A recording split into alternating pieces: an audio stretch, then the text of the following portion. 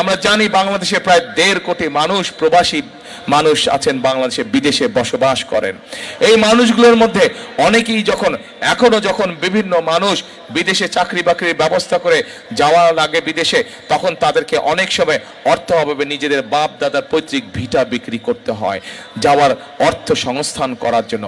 সেজন্যই আমরা সিদ্ধান্ত করেছি এখন থেকে যারা ট্রেনিং প্রাপ্ত হয়ে বিদেশে যাবে, তারা বিদেশে যাওয়ার জন্য যেন তাদেরকে পৈতৃক জমি জমা বিক্রি করতে না হয়, সেই জন্য আমরা তাদেরকে সরকার থেকে স্বল্প সুদের ঋণের ব্যবস্থা করে দিব, যাতে করে তারা সেই টাকা দিয়ে বিদেশ যেতে পারে, যাতে করে তাদেরকে পরিবারের জমি জমা বিক্রি করতে না হয়।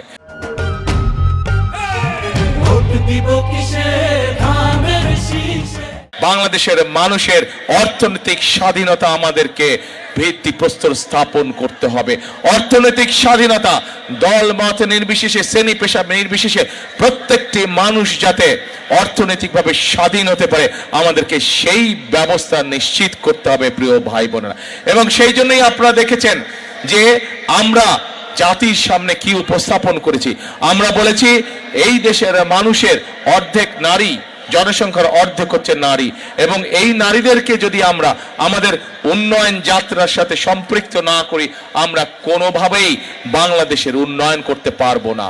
সারা বাংলাদেশে যত গৃহিণী আছে, সারা বাংলাদেশে খেটে খাওয়া যত পরিবার আছে, প্রত্যেকটি মায়ের হাতে, প্রত্যেকটি গৃহিণীর হাতে আমরা এই ফ্যামিলি কার্ড পৌঁছে দিব, এবং এই ফ্যামিলি কার্ডের মাধ্যমে সরকারের পক্ষ থেকে তাদেরকে প্রতি মাসে একটি সহায়তা বা সহযোগিতা দেওয়া হবে, যার মাধ্যমে ধীরে ধীরে পরিবারগুলো অর্থনৈতিকভাবে স্বাবলম্বী হয়ে উঠতে পারবে।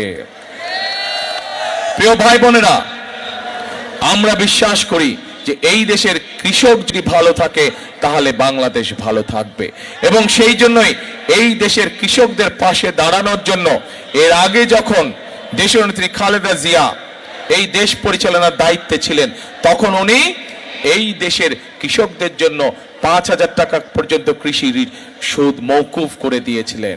উনি 25 বিঘা পর্যন্ত জমির খাজনা, কৃষি জমির খাজনা মওকুফ করে দিয়েছিলেন।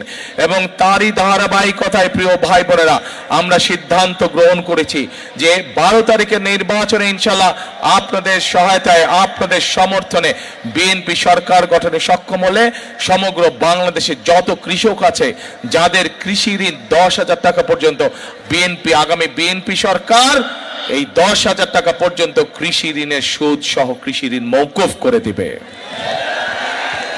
প্রিয় ভাই বোনেরা, আমার হাতে একটি কাগজ আছে, তরুণ সমাজের সদস্য আছে, ছেলে হোক মেয়ে হোক, তাদের কাছে শিক্ষার আলো আছে, কিন্তু বেচারা মানুষগুলো বেকার হয়ে পড়ে আছে, কর্মসংস্থানের অভাব আছে।